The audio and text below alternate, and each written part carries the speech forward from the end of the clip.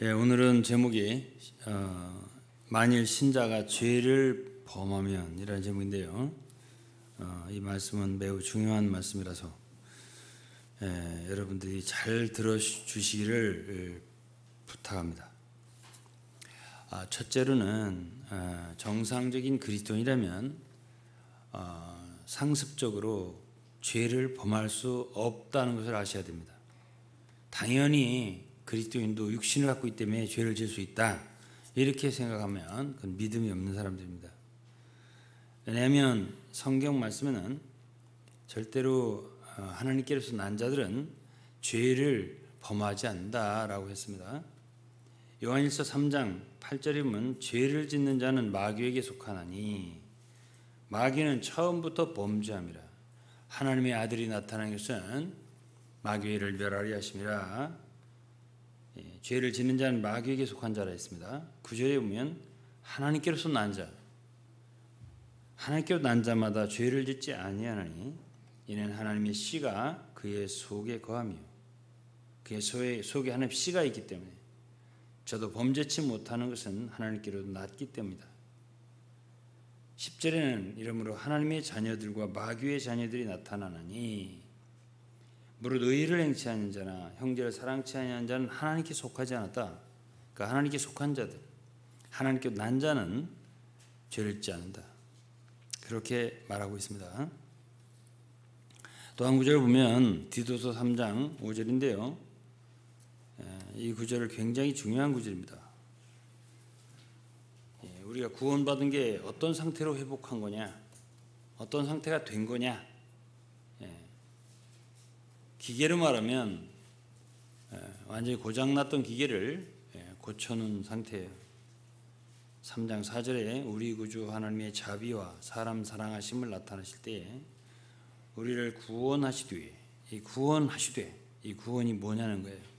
우리 행한 바 의로운 행위로 말미암지 아니하고 오직 그의 긍휼하심을 좇아 중생의 씻음과 성령의 새롭게 하심으로 하셨나니 성령을 우리 구주 예수 그리스도로 말미암아 우리에게 풍성히 부어 주사 우리로 저희 은혜를 힘입어, 은혜가 있습니다.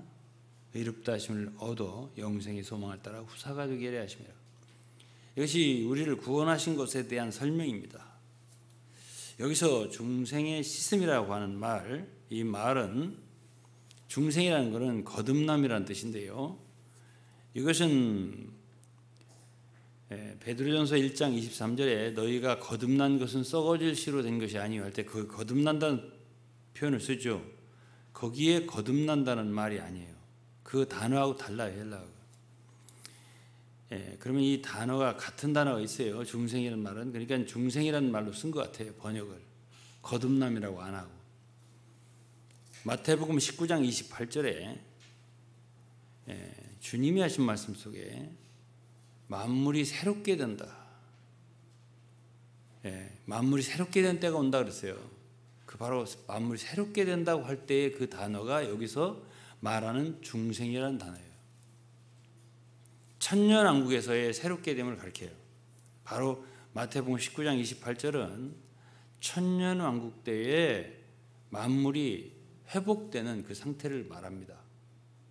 원래 이 만물은 인간의 타락으로 말미암아 이 만물이 이렇게 나쁘게 변한 거예요. 그것을 천년왕국 때가 되면, 주님의 재림 때가 되면 완전히 회복시켜줘요. 그래서 중생이라는 단어는 헬라어의 원 뜻이 복원이라는 뜻이에요. 복원. 쉽게 말해서 우리가 구원을 받았다는 것은 무슨 얘기냐면, 구원을 받았다, 그거는 우리의 상태를 원래대로 복원시켜줬다, 그런 뜻이에요. 그러니까 타락한 모든 상태를 다 씻어서 새롭게 해서 복원시켜줬다. 원래로 타락하기 전에 그런 죄를 짓지 않는 무죄의 상태로 복원시키고 그다음에 성령을 부어주시고 성령으로 우리를 새롭게 하셨다. 자, 그런 상태이기 때문에 죄를 짓지 않는 것이 정상이라는 얘기예요. 또 로마서 6장 14절에는 어떤 말씀이냐면 로마서 6장 굉장히 중요한 말씀이에요. 전체가 죄가 너희를 주관치 못하리니. 이전에는 죄가 우리를 주관했잖아요. 근데 이제 우리 그리스도인들은 예수와 함께 십자가에 못 박히고 그리고 그리스도와 함께 부활했고 이런 말씀이 있어요. 로마 6장 6절 7절. 그래서 죽은 자가 죄에서 벗어났다 이런 말씀도 있고. 그래서 14절에 보면 이제부터는 죄가 너희를 주관할 수 없다. 주관하지 못하리니 이는 너희가 법 아래 있지 않냐고 은혜 아래 있습니다. 우리가 의롭다함을 받았고 죄 용서를 받았을 때 로마서 5장에 보면 우리가 은혜 안에 들어왔다고 그랬습니다. 은혜로 서 있는 이 위치에 들어왔다. 이렇게 말을 했어요. 우리가 만일 율법으로 떨어진다면 죄를 지을 수밖에 없다는 얘기예요. 우리가 은혜 아래 있다면 우리는 죄가 주관할 수 없는 상태에 있다. 이것이 이제 말씀이에요. 그래서 이제 갈라디아서를 보면 갈라디아 5장이 그런 말이 나와요. 우리가 율법으로 돌아가면 할례를 받고 뭐 이런 식으로 하면 그리스도에게서 끊어질 수도 있다. 은혜에서 떨어질 수 있다. 이런 말씀이 있어요. 그러니까 이런 상태로 하나님이 우리를 복원을 시켜놨고 우리를 이런 상태에 죄를 짓지 않을 수 있도록 구원을 시켜놨어요. 성령을 부어주셔서 성령의 새롭게 하심으로 하셔서 우리가 온전히 새롭게 될 수 있게 죄를 짓지 않을 수 있게끔. 그러니까 죄를 짓지 않는 게 정상이에요. 왜 나는 죄를 짓고 싶은 마음이 없을까? 그게 정상이에요. 그게. 이상한 게 아니에요. 그게 정상이에요. 그러나 이제 오늘 제목은 신자가 만약 죄를 범하면, 그러니까 그런 죄를 범할 수가 있느냐 할 때 범할 수 있다는 얘기죠. 그렇게 우리가 참 복원된 상태, 주님이 죄를 짓지 않을 수 있도록 우리에게 구원을 시켜 주셨지만, 그리고 그 은혜 아래 있게 은혜 아래 살게 해주셨지만 은혜를 거부할 수 있고요, 은혜를 헛되이 받을 수 있고, 그렇게 살 수 있다는 얘기예요. 그렇게 살면 죄를 짓죠. 믿음에서도 떨어질 수 있어요. 믿음을 배반하는 사람도 있을 수 있어요. 그것은 누구 때문에요? 우리 때문에 그렇죠. 그렇기 때문에 믿음 생활을 잘하고 의를 행하고 하나님의 뜻을 행하고 말씀대로 살고 이런 사람들은 상을 받는 거예요. 우리가 하는 게 아무것도 없다면 상은 주님이 받으셔야죠. 성령께서 받으셔야. 우리가 하는 것이 아무것도 없어. 주님이 다 해주셔. 그러면 상은 주님 받으셔야. 우리는 받을 게 없지요. 벌도 받을 게 없어요. 왜? 내 잘못이 아니니까. 그러나 성경에서는 우리가 그랬잖아요. 하나님의 은혜를 헛되이 받지 말아라. 이게 고린도후서 6장 아니에요? 우리가 주신 은혜를 받아서 그 은혜 아래서 생활해야 되고 더 풍성한 은혜를 얻도록 계속 주님께 나가야 되고 또 주님 말씀을 먹어야 되고 나를 먹는 그 사람도 나로 인하여 살리라. 이렇게 주님의 말씀대로 그렇게 하라는 건 또 해야 되잖아요. 그런데 여전히 죄를 범할 가능성이 있어요. 죄를 짓지 않으면 당연한 거고 정상적인 거예요. 그러나 짓는 것은 있을 수 있어요. 그 사람이 정말 은혜를 저버리는 사람이에요. 그리고 거절하는 사람이에요. 믿음을 배반하는 거예요. 디모데전서 5장에 그런 말씀 있잖아요. 젊은 과부는 거절하라. 그런 사람들은 믿음을 배반하고 막 시집 가려고 한다. 뭐 이런 식으로 했잖아요. 그런 믿음을 배반하는 사람이 있을 수 있다는 얘기예요. 심지어 바울의 동역자 데마라는 사람은 바울과 함께하기를 싫어하고 세상을 사랑해서 같이 동역했던 사람이에요. 데마라는 사람은 바울 사도와 세상을 사랑해서 뭐 나를 떠나고 뭐 데살로니가로 가고 이렇게 표현해 있잖아요. 디모데후서에 보면 그런 사람이 있을 수가 있다는 얘기예요. 예. 그러면 이제 요한일서 2장 1절에도 이제 혹시 죄를 누가 범하면 이라는 말이 있어요. 예? 나의 자녀들아 내가 이것을 너희에게 쓰면 너희로 죄를 범치 않게 하려 함이라. 죄를 범하지 않는 게 옳은 것이에요. 내가 이 말씀을 너희에게 쓰는 것은 너희로 죄를 범치 않게 하려 함이라. 만일 누가 죄를 범하면 아버지 앞에서 우리에게 대언자가 있으니 의로우신 예수 그리스도라. 굉장히 중요한 말씀이에요. 자, 죄를 범할 수 있냐? 있어요. 심지어 끔찍한 죄를 범하는 사람도 있어요. 고린도 전서 5장에 보면 바울이 그랬어요. 어떤 괴물을 취한 그 형제라는 사람이 간음을 범했을 때 이러한 죄는 세상 사람도 이렇게 죄를 짓지 않는다. 이런 표현을 했습니다. 그런 악한 죄도 범할 가능성이 있어요. 근데 자, 그런 게 정상이냐? 정상 아니죠. 당연한 거예요. 당연하지 않죠. 그렇기 때문에 그런 사람들에게는 심각한 징계가 따르는 거예요. 그러니까 바울 사도가 그의 몸은 멸하게 한다. 사탄에게 내어줬다. 이런 표현 썼죠.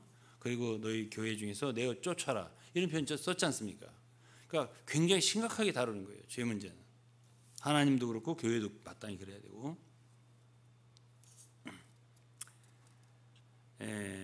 또 간음 중에 잡힌 여자가 있습니다. 요한복음 8장에 보면 그 여자에게 주님 하신 말씀을 보면 내가 너를 정죄하지 않는다. 내가 너를 정죄하지 않는다. 그 얘기는 주님은 이 세상에 오셨을 때 어떤 죄인이든지 구원하러 오신 거예요. 그렇지만 다시는 가서 죄를 범하지 말아라. 이렇게 말씀하셨습니다. 아시죠? 다시는 가서 죄를 범하지 말아라. 그런 다음에 주님이 뭐라 했냐면 나는 세상의 빛이니 나를 따르는 자는 주님을 따라야 돼요. 계속 어둠에 다니지 않냐고. 주님을 따르지 않으면 어둠에 다닐 수 있어요.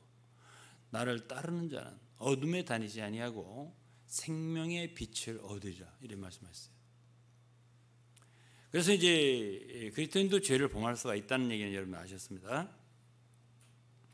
그런데 만약 죄를 범하면 어떻게 되냐? 죄를 범하게 되면 이사야서 59장 먼저 보면 죄를 범하게 되면 너희 죄악이 너희와 너희 하나님 사이에 간격을 낸다 그랬습니다. 하나님 사이를 내었다. 그리고 죄가 그 얼굴을 가리워서 너희를 듣지 않게 하면 기도의 응답이 안 되는 주님과 막힘이 생기고 그들의 기도를 주님이 들으시지 않게 된다. 좀 심각한 거죠. 그리고 어떤 사람에게는 징계가 임하게 된다. 왜? 하나님은 두려우신 분이에요. 히브리서 10장 31절도 하나님이 손에 빠져 들어가는 것이 무서울진저. 무서워요. 그러니까 죄를 범하면 안 돼요. 시편 7편 11절에도 의로우신 재판장 하나님은 매일 분노하시는 하나님이다. 그분은 사랑의 하나님만 아니에요. 그분 두려우신 하나님도 껴요. 그렇기 때문에 신자들은 죄를 범하는 것이 작은 일이 아니다라는 걸 아셔야 됩니다. 그런데 이제 만일 죄를 범하면 어떻게 되냐? 죄를 범했어요. 근데 요한일서를 이제 아까 읽었죠?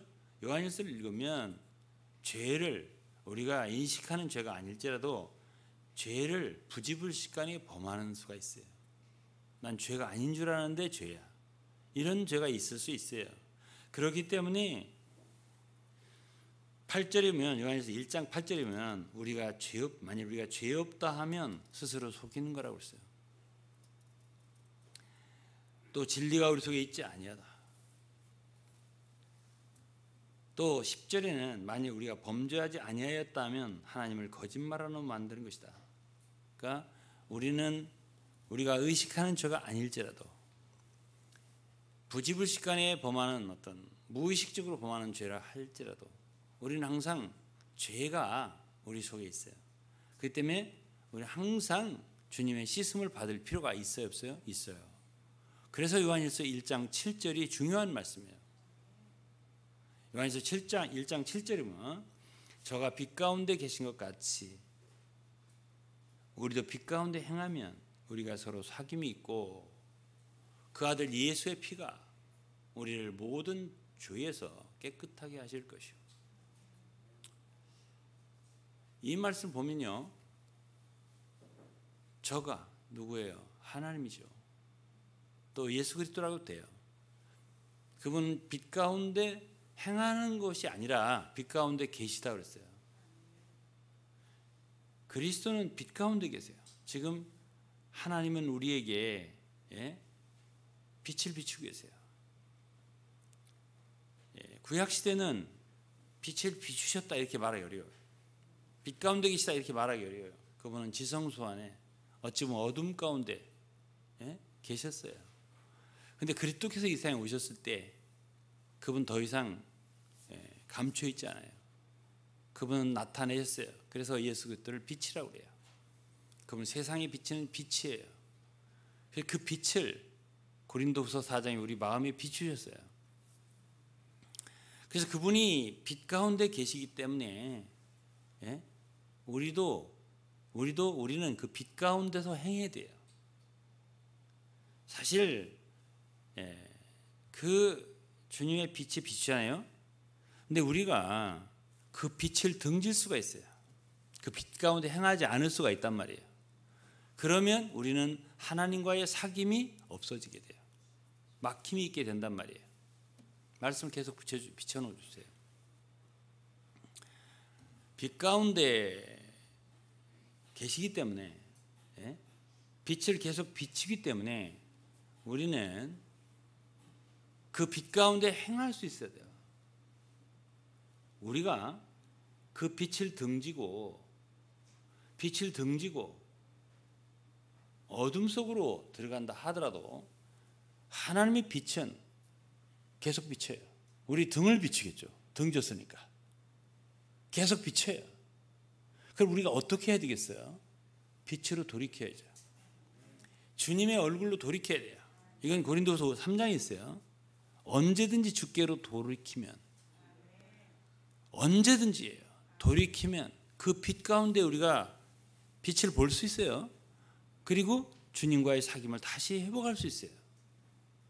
그렇기 때문에 요한일서 1장 7절은 우리가 주님으로부터 씻음을 받을 수 있는 조건, 그 상태가 뭐냐는 걸 얘기하는 거예요. 그 빛 가운데 우리가 그 빛을 받아들이고 그 빛 가운데 행할 수 있어야 돼요. 언제든지 돌이키면 돼요. 언제든지 주님께 돌이키면 그 빛 가운데서 우리가 우리 자신을 볼 수 있어요. 우리가 하나님의 광명 가운데, 빛 가운데서 광명을 보리이다. 우리가 하나님께 빛으로 돌아서기만 하면 우리는 빛 가운데 행할 수가 있는 조건이 되고 하나님과 우리는 교제가 이루어지는 거예요. 교제가 이루어지면 그분의 피는 우리를 씻을 수 있는 거예요. 씻을 수 있게 되는 거예요. 씻어지면 좋은 거잖아요.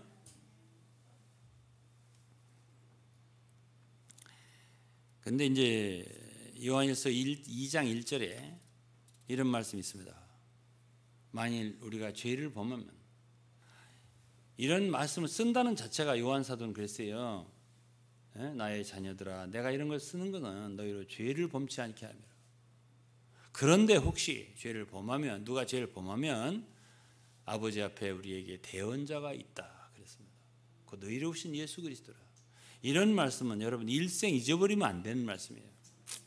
예수 그리스도는 이 세상에 오셔서 우리를 구원하기 위해서 십자가에 달려 돌아가셨다고요. 그곳에서 피를 흘리시고 돌아가셨어요. 그래서 그 피로 우리가 영단번에 용서를 받는 거예요. 구원함을 얻는 거죠. 그래서 우리는 그리스도를 구주라고 하는 거예요. 그분이 우리의 구주예요. 그런데요, 요한일서 2장 1절에 이 말씀을 계속 비추세요.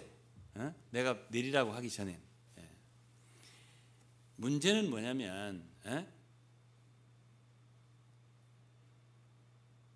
예수 그리스도는 십자가에 죽고 부활하시고 승천하신 뒤에 우리의 대언자가 됐어요.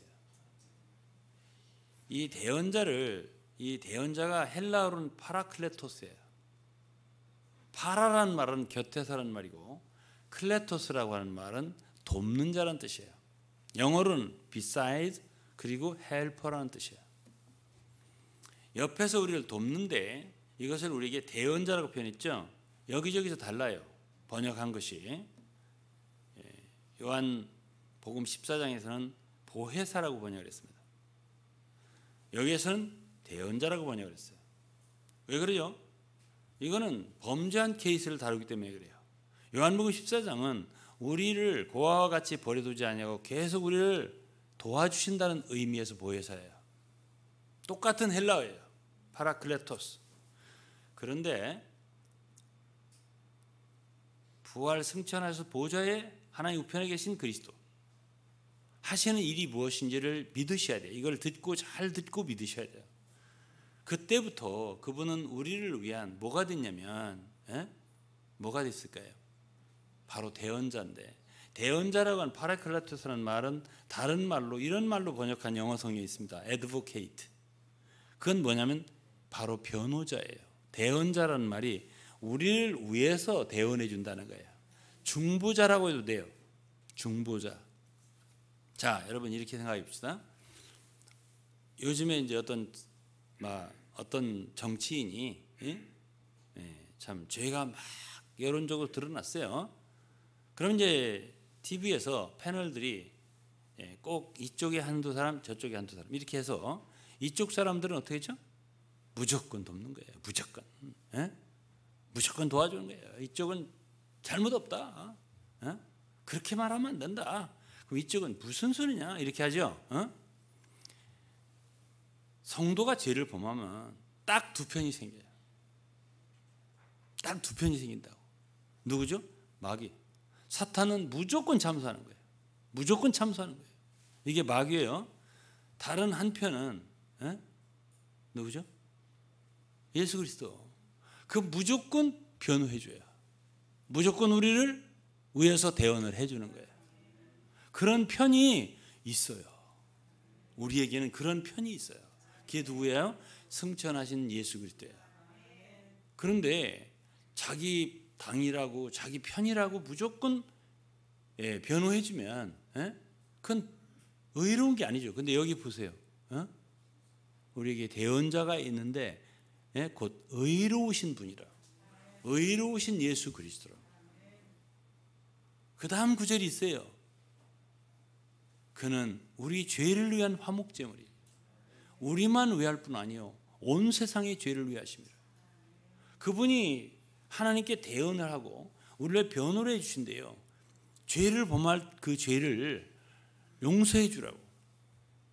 왜 그래요? 그분은 변호사라도 수임료를 받지 않아요. 우리한테. 오히려 다 갚아줬어요. 왜 그러죠? 우리의 사랑하는 구주니까. 우리의 어찌 보면 창조주니까. 우리의 아버지 같은 분이니까. 형님 같은 분이니까. 그분은 다 갚아줬어요. 죄빚을 십자가에서. 그러니까 십자가에서 다 갚아주시고 그분이 화목제물이에요. 그 제물을, 그 피를 가지고 올라가셨어요. 그 제물됨이 그분이 우리를 대언할 수 있는, 우리를 위해 대언할 수 있는, 우리 죄를 위해서 변호할 수 있는 근거가 돼요. 그렇기 때문에 그분은 절대적으로 의롭게 우리를 변호하는 거예요. 사탄은요, 사탄은 불의한 거예요. 마귀예요. 그렇기 때문에 그의 참소는 옳지 않은 거예요. 그래서 계속 참소하죠.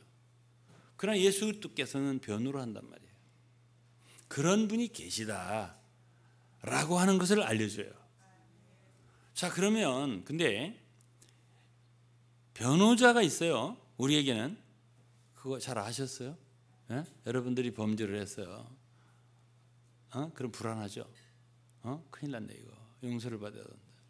이게 이제 자백을 회개하죠.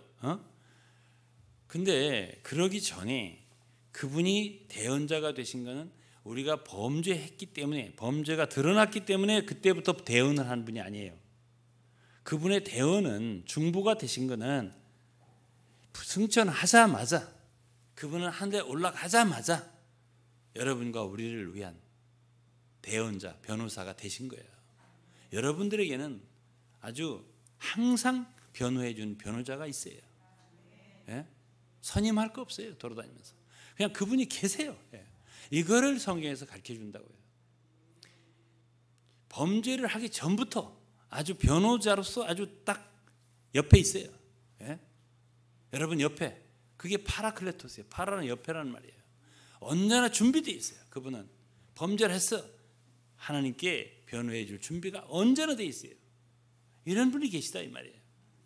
그러면 이걸 뭘 알려줘요? 근데 그분은 변호사지 피고는 아니잖아요. 피고는 범죄한 사람이 피고예요. 그럼 주님이 그렇게 하시면 하나님이 들으시면 됐네요. 용서해 주시겠네.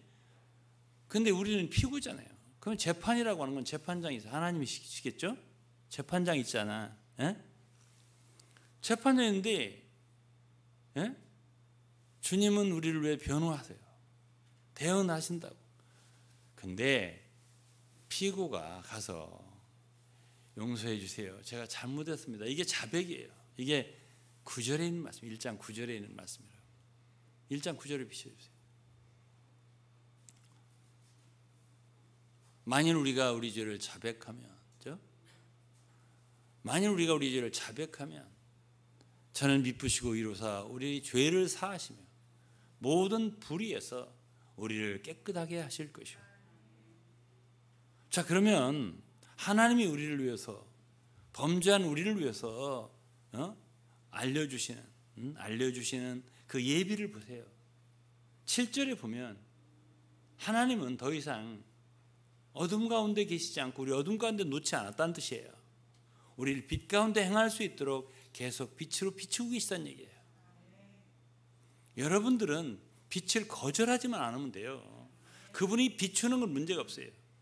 그렇다고 해서 이 빛이 전기처럼, 전등처럼, 또 형광등처럼 깜빡깜빡하는 빛이 아니에요. 죄를 지면 껐다가 죄를 회개하면 또 켜줬다가 하는 게 빛이 아니라 늘 비치는 빛이란 말이에요.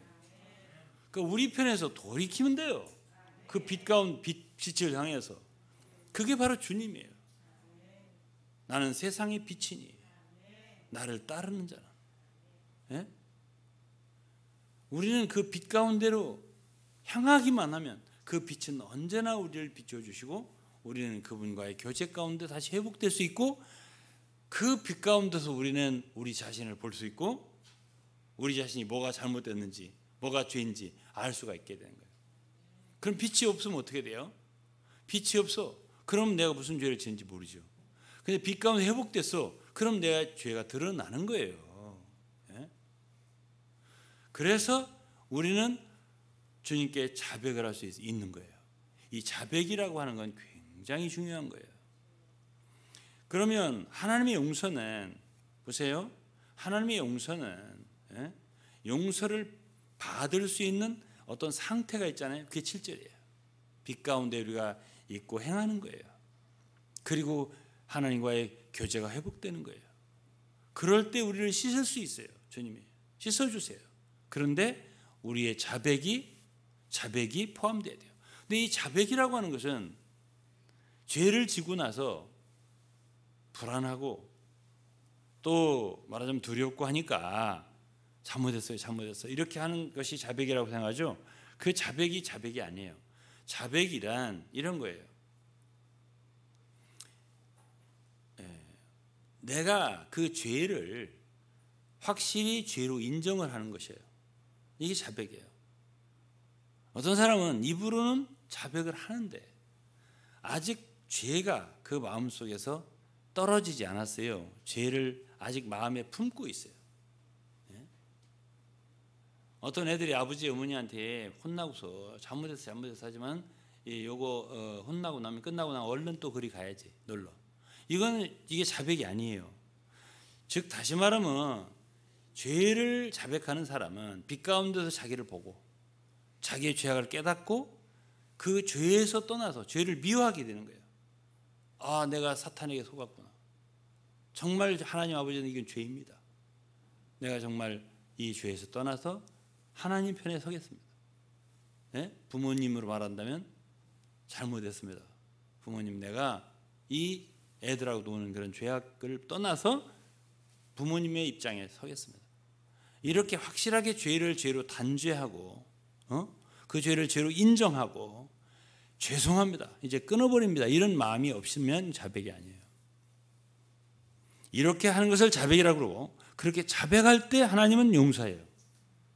미쁘시고 의로우사 모든 죄에서 우리를 깨끗게 하실 것이요 그랬습니다. 자, 여기까지 이해하셨어요? 예? 그냥 우리는 어쩌다가 죄를 범할 수 있어요. 그런데 이 죄를 깨끗하게 처리하지 않으면 안 돼요. 그럼 우리에게 문제가 닥치는 수가 있어요. 이제부터 그 얘기를 할 거예요.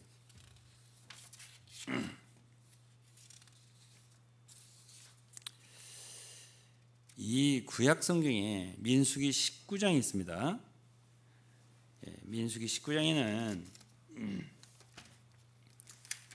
하나의 제물이 나오는데, 제사예요. 제물이 나오는데 이거는 붉은 암송아지입니다.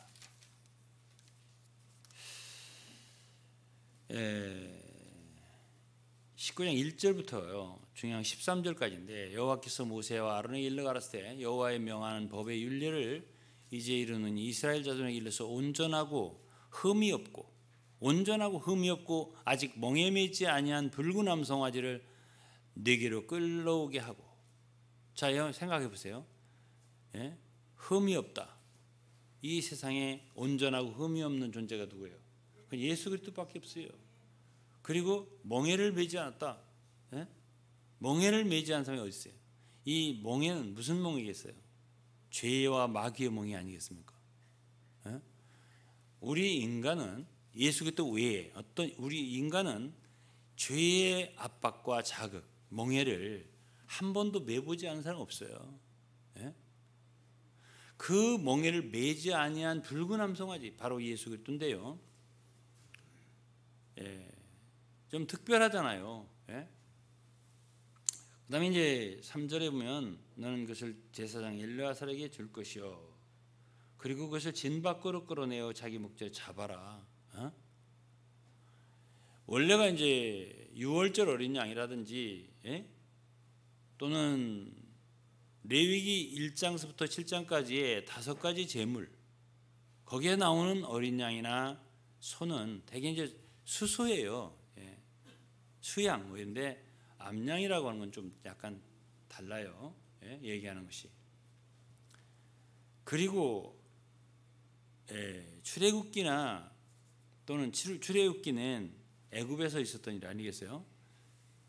그 다음엔 레위기는 시내산에서 한 일이에요. 그리고 그거는 성막 제단에서 잡으라 그랬어요. 근데 이거는 민수기라고 하는 거는 이스라엘 백성들이 40년 광야를 지날 때 거기서 잡는 거예요.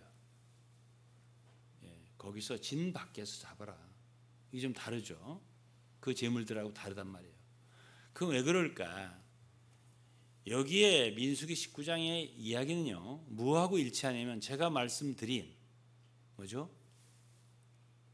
요한일서 1장 그리고 2장 이 구절들, 성도가 구원을 받고 길을 걸어가다가 범죄했을 때 어떡할 거냐 하는 것에 대한 예표로 주어진 말씀이에요.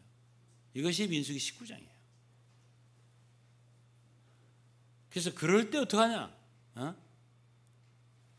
그럴 때를 위해서 첫 번째는요, 잡고 4절에는 그 피를 찍어서 회막 7번 뿌리고, 요거는 내내 예수 그리스도의 십자가의 보혈, 무슨 우리의 영원 속죄를 위한 구원을 위한 것이다 라는 걸 먼저 얘기하고, 그 다음에 중요한 이야기는 5절부터예요. 그 암소를 목전에서 불사르고 가죽과 고기와 피와 똥을 불사르라. 여기 피를 불사르라는 말은 아주 의미가 있는 말씀이에요. 동시에 제사장은 백향목과 우슬초와 홍색실을 취하여 암송아지를 사르는 물 가운데 던져라. 불 가운데 던져라. 백향목, 우슬초 이런 거는 제일 큰 나무는 백향목이고 제일 작은 나무는 식물은 우슬초예요. 그래서 이런 것은 모든 만물을 가리키는 거예요. 그러니까 예수 그리스도께서 십자가에 죽으시고 또 이것을 갖다가 이제 그 하나의 죄를 지은 사람들을 깨끗하게 씻는 물을 지금 만들려고 하는 건데요. 그러니까 이제 그걸 태운 거예요. 그럼 태우면 뭐가 남아요? 죄가 남지. 그럼 죄하고 흐르는 물하고 섞어서 흐르는 물을 뭘 예표할까요? 성령이죠. 그러면 이 죄 속에는 뭐가 들어있죠? 그 중엔 예수님이 들어있어요. 예수 그리스도가. 고기와 뭐 가죽과 이 모든 게 똥까지 다 들어있다는 얘기는 모든 예수님 그리스도에 다 들어있다는 얘기예요. 그 가운데는 그분 안에는 뭐가 포함되어 있다는 거예요? 온 만유가 포함되어 있다는 거예요. 백향목, 우슬초 등등이 다 그 얘기예요. 그 다음에는 홍색실이라는 건, 홍색실은 죄죠. 그 모든 걸 다 포함해서 태워서 만들어요. 그 모든 것을 주님의 십자가에 처리했다는 뜻이에요. 그래가지고 9절에 보면 이에 정한 자가 암송아지의 죄를 거두어 진박 정한 곳에 둘지니, 죄를 거두라고 했잖아요. 다 태워가지고. 이는 이스라엘 자손이 회중을 위하여 간직하였다가 부정을 깨끗하게 하는 물을 만드는 데 쓸 것이니 곧 속죄제라. 이 속죄제는 레위기에 나오는 속죄제하고 다르잖아요. 스페셜하죠. 레위기에 나오는 것들은 우리가 예수 그리스도의 십자가에 못 박히심을 믿었을 때 죄 용서함을 받고 구원받는 걸 얘기한다면, 이곳에 있는 것은 이어서 우리 그리스도인들이 길을 가다가 죄를 범했을 때, 구원받은 성들이 길을 가다가 죄를 범했을 때 어떻게 할 거냐? 씻어야 할 거 아니냐? 그래서 이 부정을 어떻게 씻냐? 바로 내내 그 십자가예요. 예수 그리스도의 그 십자가라고요. 그 피예요. 그 피. 그것을 재로 만들고, 그리고 거기에다 물을 만들고, 물 흐르는 물에 섞어서 부정을 깨끗게 하는 물을 만들어라, 이런 얘기예요.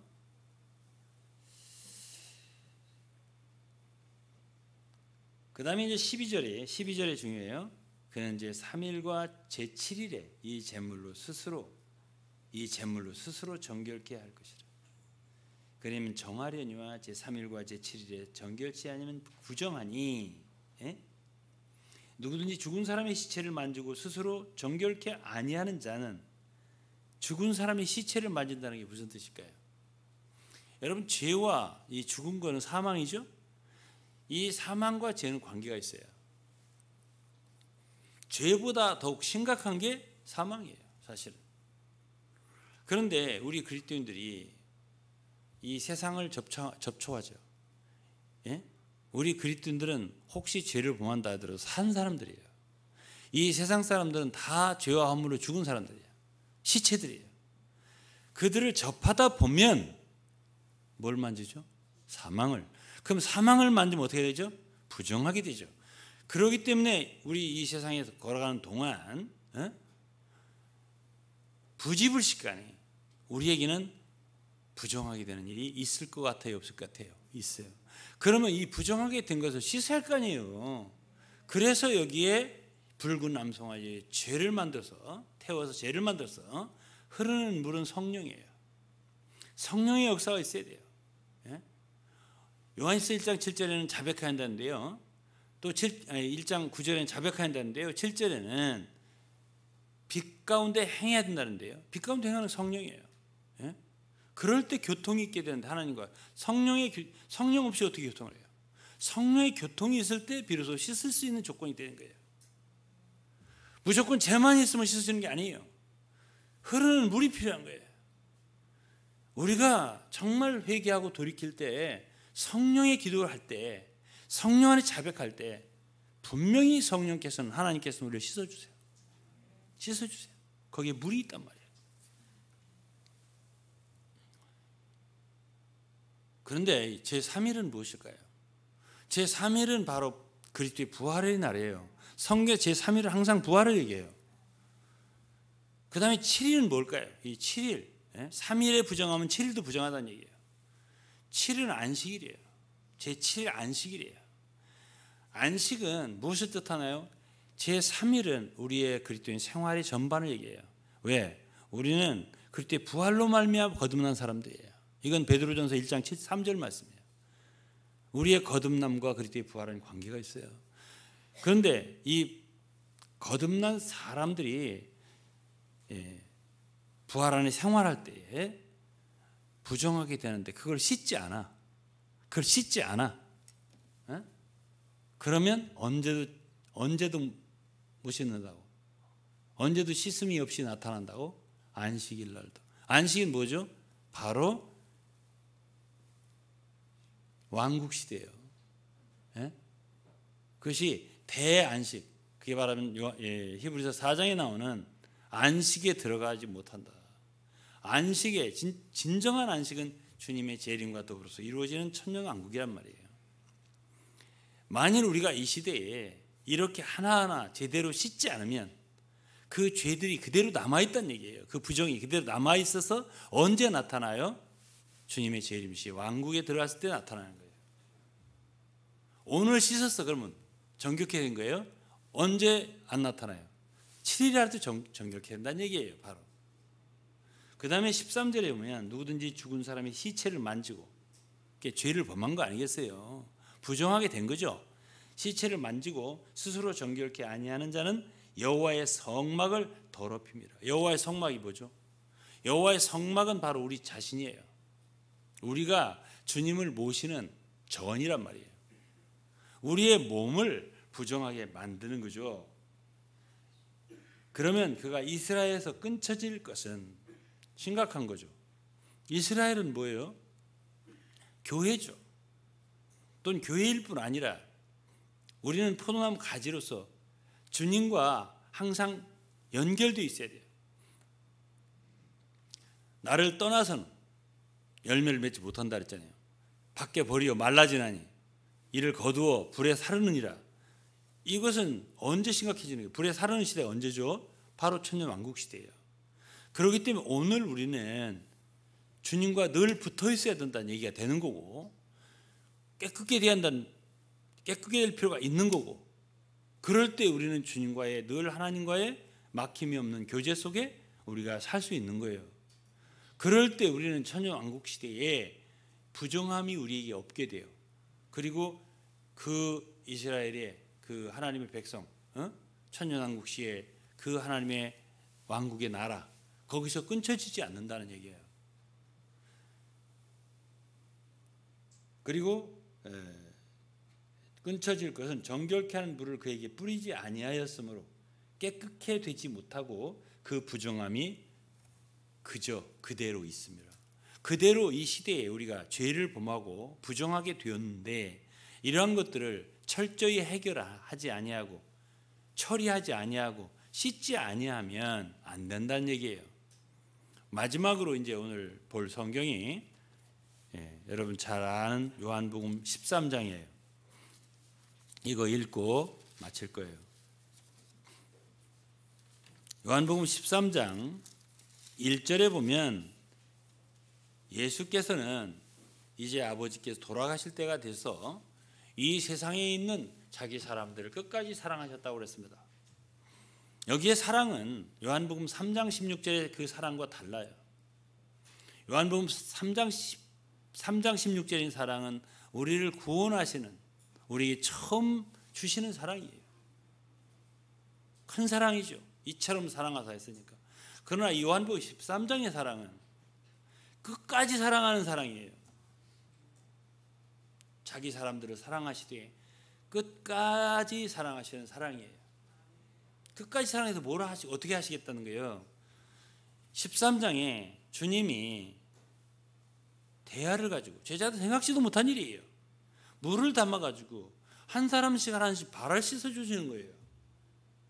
그러니까 베드로가 놀랐어요. 아니 저희들이 씻어드려야지 왜 주님이 다 우리를 씻어주십니까? 그러니까 내가 너희를 씻지 않으면 너희하고 나하고 너하고 나하고 관계가 없어진다라고 했습니다. 민수기 19장 같은 얘기예요. 씻지 아니하면 부정하면 씻지 않잖아요. 그러면 관계가 없어지는 거예요. 끊쳐지는 거예요. 심각한 거죠. 오늘날 그리스도인들이 구원받는 것을 알 뿐 아니라 이 구원받고 광야의 노정을 걸어갈 때 자, 발이 더러워질 수 있다 그랬어요. 그러니까 베드로가 그랬어요. 아유, 상관이 없다고요? 그러면 발만이 아니라 온몸도 씻어주세요 이랬어요. 그러니까 주님이 뭐라고 했냐면 이미 목욕한 자는 발만 씻으면 깨끗하다 했어요. 그래 우리는 아무리 더럽혀져도 온몸이 더럽혀질 가능성은 없는 사람들이에요. 이미 목욕한 사람들이요. 우리 이미 구원받은 사람들이에요. 이미 하나님 자녀예요. 그러나 발은 더럽혀질 수 있단 말이에요. 그러니까 씻어야 돼요. 그러니까 누가 씻어줬어요? 첫째, 예수께서 씻어주시는 거예요. 그럼 언제까지 씻어줘요? 주님은 승천하셔서 지금도 계속 씻어주시는 거예요. 여러분들이 아무리 참 죄를 짓고 먼지가 묻고 해도 그분은 계속 지속적으로 씻어주세요. 씻어주는 일 하세요. 그것이 바로 그리스도의 중보 사역이에요. 중보 사역이에요. 그분은 여러분을 씻어주세요. 그런데 그 씻음을 거절할 수가 있다는 거예요. 뭐죠? 뭐예요? 그 죄를 자백하지 않는 거예요. 말하자면 이러한 제물을 드리지 않는 거예요. 부정을 씻는 물을 가지고 사용하지 않는 거예요. 그럼 그냥 있는 거죠. 그럼 관계가 없어지는 거예요. 그럼 씻음이 중단되는 거예요. 주님의 씻음의 역사에는 문제가 없어요. 늘 씻어주시게 되어 있어요. 그럼 우리가 거절하면 그대로 있는 거예요. 그러면 여러분들이 구원을 받았습니다. 그럼 지금 길을 걸어갑니다. 주님 만날 때까지. 그럼 이런 말씀을 부정하게 되었을 때, 발에 먼지가 묻었을 때, 먼지가 있을 때, 이 씻음에 대한 진리를 아셔야 할 것 같아요? 모르셔야 할 것 같아요? 알아야죠. 알지 않으면 그대로 있잖아요. 늘 씻어야 된단 말이에요, 발을. 근데 주님이 씻어주신다 했잖아요. 어떻게 하면 씻는 상황이 되냐? 요한일서 1장 7절을 읽으라고 했어요. 그리고 9절을 읽으라고 했어요. 또 2장 1절을 읽으라고 했어요. 대언자가 계시다고. 그러니까 자백하라고. 도와주는 분이 계시다고. 변호사가 있다고.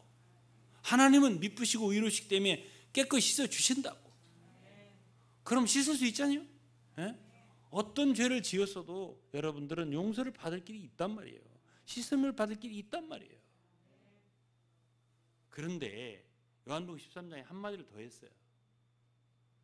여러분도 서로 씻으라고 했어요. 내가 여러분들의 본을 보였으니 여러분도 서로 씻어주라고. 이 씻음이라고 하는 것은 주님만 씻으시는 게 아니에요. 우리는 서로 씻을 수 있어요.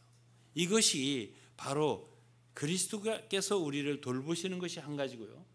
그리고 성도들 간의 교제, 서로의 참 씻어줄 수 있는 그런 격려, 회복, 교제, 교통 이런 모든 것들이 서로 씻을 수 있게 주님과의 교통 안으로 인도해 주는 큰 도움이 되는 거예요. 왜 교회가 중요하냐 이거예요. 지금 현재 비대면 집회를 너무 좋아하는 사람들이 생길라는 모르겠는데 언젠가는 마스크 풀어야 돼요. 언젠간 우리 서로 대면해서 서로 교통할 수 있는 상황이 와야 돼요. 이건 누구를 위해 주냐면 우리 서로를 위해 좋은 거예요. 피차 씻어주는 피차. 주님만 씻어줄 수 있는 게 아니에요. 우리도 서로 피차 씻을 수 있어요. 언제까지요? 주님 나라에 갈 때까지. 주님 만날 때까지 우리는 서로를 씻을 수 있어야 돼요. 정결케 할 수 있어야 돼요. 그럴 때 우리는 그 7일날, 제7일날 주님 만나는 그 천년왕국, 그 왕국에서 우리는 함께 정결케 된 자들로서 주님의 상을 받을 수 있고요, 함께 그 나라에 끊쳐지지 않고 함께 왕노릇할 수 있단 말이에요. 주님께서 성도를 축복하시기를 바라겠습니다. 기도하겠습니다. 아버지 하나님, 오늘은 저희들이 하나님께서 우리 죄를 위해서 십자가에 죽으셨을 뿐 아니라 부활 승천하사 우리의 중보가 되신 일에 대해서, 변호자가 되신 일에 대하여, 대언자가 되신 일에 대하여 보았고, 우리는 혹시 죄를 범할 때 이것을 그냥 두어서는 안 되고 반드시 주님께 씻음을 받고 자백하면서 정말 용서함을 받아야 된다는 사실을 배웠습니다. 우리를 위해서 붉은 암송아지의 채와 그 물을 예비하셔서 부정을 늘 씻을 수 있게 해주신 아버지께 감사합니다. 참으로 이러한 귀한 말씀과 은혜가 우리 사랑하는 성도들에게 항상 있게 하여 주시고, 참으로 이 은혜 안에 항상 향할 수 있도록 축복해 주옵소서. 예수 그리스도 이름으로 기도드리옵나이다. 아멘. 오늘